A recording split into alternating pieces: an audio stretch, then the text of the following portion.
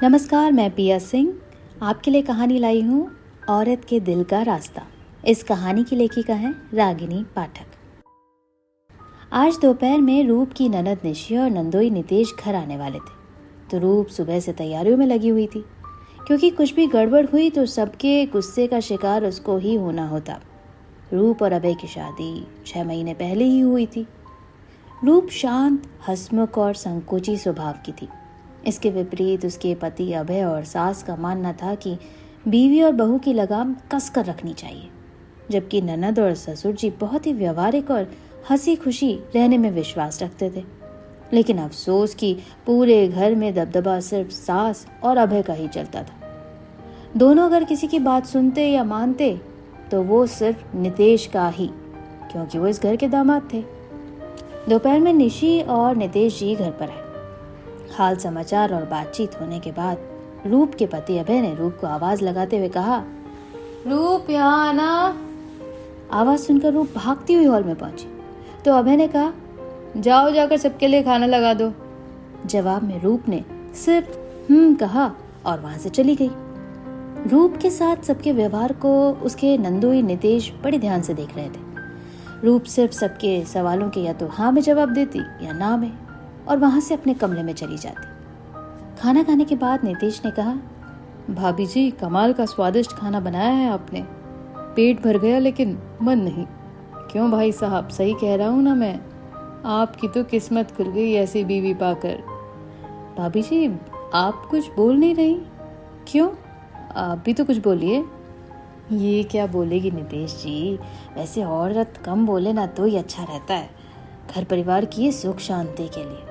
और अच्छा खाना बनाना कौन सी बड़ी बात है, खाना तो हर औरत को आता ही है बनाने। अगर औरत खाना भी ना बना पाए तो धिक्कार है उस पर, अभय ने कहा। अच्छा भाभी जी, मैं तो भाई साहब की बातों से सहमत नहीं। आप बोलिए, क्या कहती हैं? क्या ये सच है कि जिस औरत को खाना बनाना ना आए उस पर धिक्कार है, उसे शर्म आनी चाहिए? नितेश ने कहा। अरे ये क्या बताएगी, अभी इनकी इतनी हिम्मत कहाँ जो हमारे खिलाफ बोले।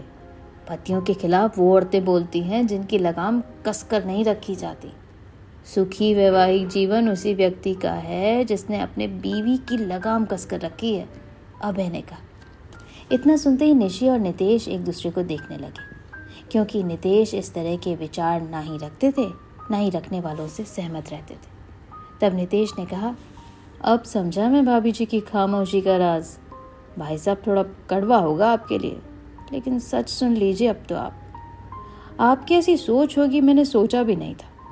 6 महीने हुए आपकी शादी को सिर्फ, है ना? देखकर कौन कहेगा? भाभी जी के चेहरे पर एक मुस्कुराहट नहीं, डर डर के काम किए जा रही हैं कि कहीं कोई गलती ना हो जाए। अगर आप जैसी सोच मैंने रखी होती तो आज निशी के चेहरे पर मुस्कुराहट ना रहती। आप भूल रहे हैं शायद कि निशी को भी खाना नहीं बनाना आता था, लेकिन इस बात को लेकर ना मैंने और ना मेरे घर वालों ने कभी भी एक शब्द कहा हो।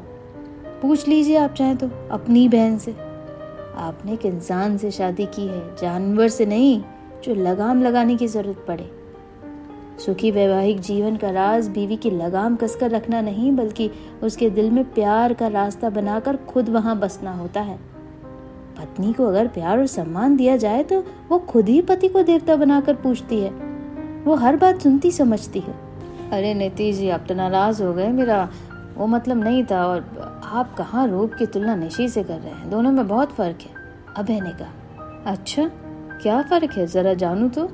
यही ना सिर्फ कि निशी आपकी बहन है, लेकिन भाई साहब एक चीज जो दोनों में समान है वो ये कि दोनों औरतें हैं, तो सम्मान पर दोनों का ही समान अधिकार है, चाहे औरत किसी की भी माँ, बहन या पत्नी हो। भाई साहब, एक पति अपनी पत्नी के दिल में डर पैदा करके उसको चुप तो कर सकता है, लेकिन तब उस इंसान के लिए पत्नी के दिल में सम्मान और प्यार नहीं रह जाता। लेकिन अगर आपने औरत को प्यार सम्मान दिया तो उसके दिल में आपके लिए प्यार और सम्मान बढ़ जाता है। उम्मीद करूंगा कि मेरी बात समझ आ गई होगी आपको, और अब आप लगाम कसने की बजाय दिल में बसने के रास्ते बनाएंगे। तभी नितेश की नज़र पास बैठी अपनी सास पर पड़ी। उनको देखते ही नितेश ने कहा, क्यों माँ जी, सच कह रहा हूँ ना? औरत होकर कम से कम आपको तो ये बात भाई साहब को समझानी चाहिए थी। नजरें झुकाए रूप की सास बस चुपचाप देखती रही। चलता हूँ, मैं तो यहाँ खुशियाँ बांटने आया था, लेकिन आपका व्यवहार देखकर मैं तो शर्मिंदा हो गया। चलो निशी। फिर अभय ने कहा, नीतीश जी रुकिए, आप सही कह रहे हैं, मैं शर्मिंदा हूँ अपनी सोच पर, लेकिन वादा करता हूँ कि मैं अपनी सोच बदल दूँगा। रूप को पूरा मान सम्मान मिलेगा इस घर में। तभी रूप ने कहा, जीजा जी आपकी पसंदीदा कॉफ़ी रेडी है, आइए ना, गुस्सा छोड़िए। नितेश जी और अभय मिलकर कॉफ़ी पीने लगे। तभी रूप ने निशी को धीरे से धन्यवाद कहते हुए कहा, दीदी अगर आप जैसी ननद हर घर में हो तो कोई भाभी दुखी ना हो। निशी ने रूप का हाथ पकड़ते हुए कहा, भाभी आपकी तरह मैं भी किसी की बहू पत्नी भाभी हूँ। मैं जानती हूँ कि मेरे समझाने का असर भाई और माँ पर नहीं होगा, और मुझसे आपका ये मायूस चेहरा देखा नहीं जा रहा था, इसलिए मैंने नितेश को कहा। जिस तरह हम औरतें पूरे परिवार के दिल की बात बिना कहे जान जाते हैं, उसी तरह घर वालों का भी फ़र्ज़ बनता है कि हमारे दिल की भी सुने। और हम औरतों के दिल का रास्ता तो बहुत ही आसान होता है। हम छोटी छोटी प्यारी बातों से, सम्मान और प्यार से ही खुश हो जाते हैं। तो ये कहानी होती है यहीं समाप्त, लेकिन इस कहानी में जो लिखा है उसे ज़रूर आप ध्यान से सुनिएगा और सबके साथ शेयर कीजिएगा, क्योंकि औरत के दिल का यही होता है रास्ता। तो ये कहानी लिखी गई है रागिनी पाठक जी द्वारा।